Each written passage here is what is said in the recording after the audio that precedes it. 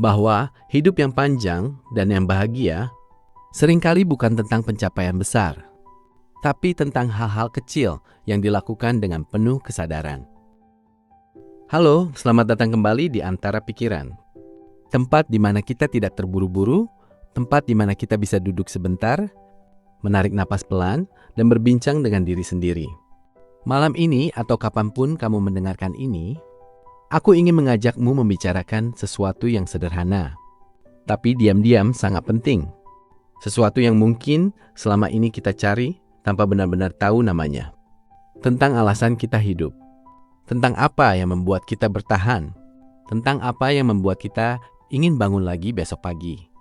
Kita akan berbincang tentang sebuah buku berjudul Ikigai, Rahasia Hidup Bahagia dan Panjang Umur Orang Jepang, yang ditulis oleh Hector Garcia dan Frances Miralles. Buku yang tidak menawarkan jawaban instan, tapi pelan-pelan mengajak kita untuk bertanya ulang tentang hidup kita sendiri. Gambaran umum buku. Buku ini membawa kita ke sebuah tempat bernama Okinawa, Jepang. Sebuah daerah yang sering disebut sebagai salah satu Blue Zone. Tempat di mana banyak orang hidup panjang dan tetap bahagia hingga usia senja. Tapi menariknya, rahasia panjang umur di sana bukan tentang diet ketat atau olahraga ekstrem, melainkan tentang sesuatu yang jauh lebih sederhana. Tentang makna hidup. Dalam bahasa Jepang, mereka menyebutnya sebagai Ikigai, yang kalau diterjemahkan secara sederhana berarti alasan untuk hidup, atau alasan untuk bangun di pagi hari. Dan dari situ, buku ini mulai membuka satu demi satu lapisan kecil dalam hidup manusia. Dengan cara yang tenang, tidak menghakimi, dan terasa sangat manusiawi. Inti gagasan utama buku. Ada satu hal yang terus diulang dalam buku ini, meskipun tidak selalu diucapkan secara langsung, bahwa hidup yang panjang dan hidup yang bahagia seringkali bukan tentang pencapaian besar, tapi tentang hal-hal kecil yang dilakukan dengan penuh kesadaran. Orang-orang di Okinawa tidak hidup untuk mengejar ambisi besar. Mereka tidak sibuk membuktikan sesuatu kepada dunia. Mereka hanya hidup dengan rutinitas sederhana, dengan pekerjaan yang mereka nikmati, dengan hubungan sosial yang hangat, dan dengan perasaan bahwa hidup mereka berarti. Disinilah konsep Ikigai menjadi penting. Karena ternyata bukan kesuksesan yang membuat hidup terasa bermakna, tapi rasa bermakna itulah yang membuat hidup terasa utuh. Penjelasan konsep penting.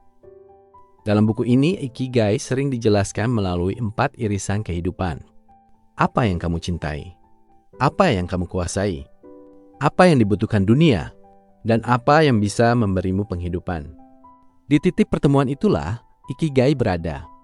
Tapi buku ini tidak memaksa kita untuk langsung menemukan itu semua. Justru sebaliknya, buku ini mengajak kita untuk pelan-pelan mengenali diri sendiri, tanpa tekanan, tanpa terburu-buru. Selain itu, ada beberapa konsep lain yang terasa sangat menenangkan. Seperti flow keadaan di mana kita tenggelam sepenuhnya dalam suatu aktivitas hingga lupa waktu. Atau konsep slow living, hidup dengan ritme yang tidak tergesa-gesa. Dan juga filosofi Jepang seperti wabi-sabi yang menerima ketidaksempurnaan sebagai bagian dari keindahan hidup. Semua konsep ini tidak disampaikan sebagai teori rumit, tapi sebagai potongan-potongan kecil kehidupan yang terasa dekat. Relevansi dengan kehidupan zaman sekarang. Kalau kita jujur, hidup hari ini sering terasa seperti perlombaan.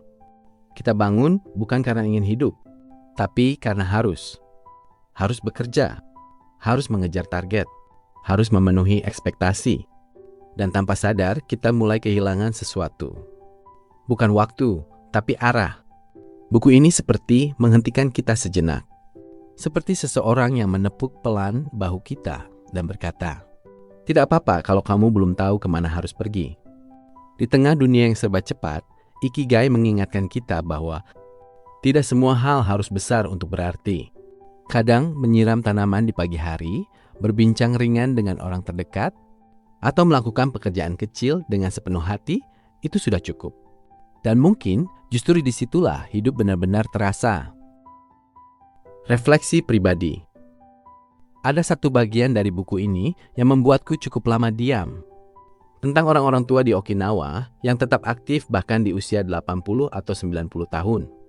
Bukan karena mereka dipaksa, tapi karena mereka masih ingin. Masih merasa dibutuhkan, masih merasa hidupnya punya arti. Dan di situ aku mulai bertanya pada diriku sendiri. Ini, apa yang membuatku bertahan? Apa yang membuatku bangun setiap pagi?